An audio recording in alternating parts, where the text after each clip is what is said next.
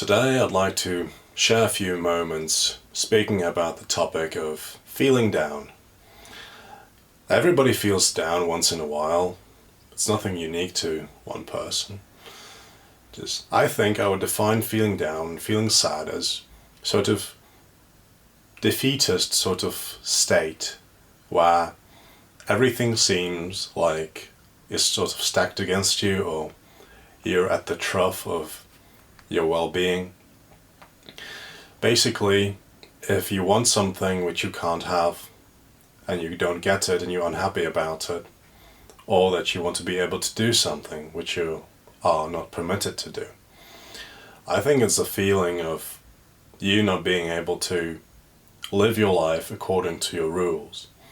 And I think this is also something very much connected to one living their life according to their own rules and going through hardships.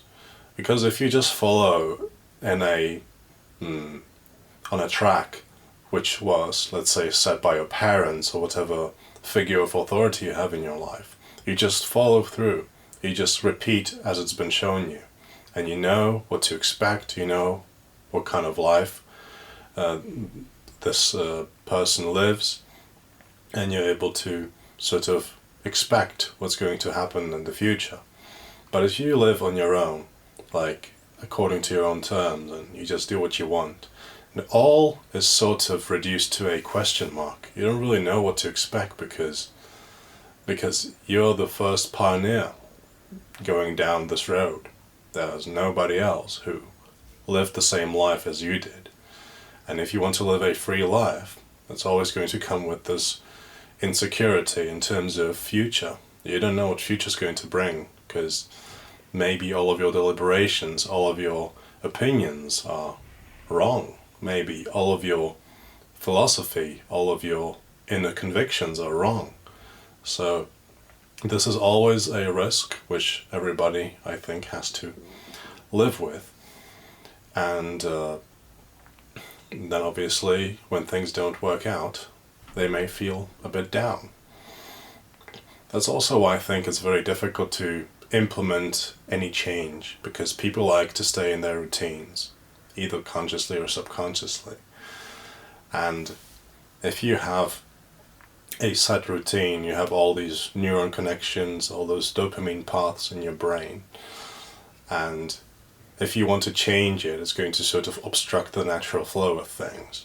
So if you want to change anything ever, you have to do it as slowly as possible, because otherwise, at some point, if you block all those set paths and you want to start a new lifestyle immediately, your body is going to backfire. It's just going to feel unhappy, feel down, and just going to urge you to resume the old lifestyle immediately. And obviously you want to avoid that, so I think if anybody wants to make any change to their lives of any kind, it should be in small steps, small gradual steps, and grow it like a flower. Also, when I speak about sadness, I'd also like to share my opinion as to why some people get depressed, and I think that's just the failure of recognizing that some feelings are not representing reality, that they feel unhappy because of something happening in their lives, and suddenly for that moment they don't see anything else in their life which could have any equal value. They just see that this point of failure is the representation of their life as it really is, and just because it's negative, it's anyhow more real than any of their happy moments. So I think that's that. And I think it's all virtual. I think there's no ever any reason to be unhappy with anything happening, because, well, life is good generally. There's no real reason to be unhappy.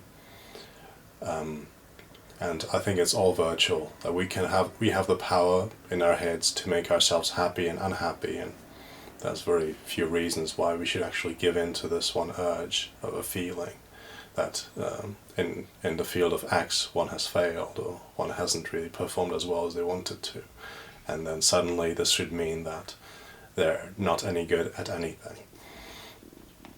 So I think it's important to stay positive, and even though one's instincts and feelings are telling them that things are bad, everything's going down, it's still important to stay stable and wait for the bad times to just pass through.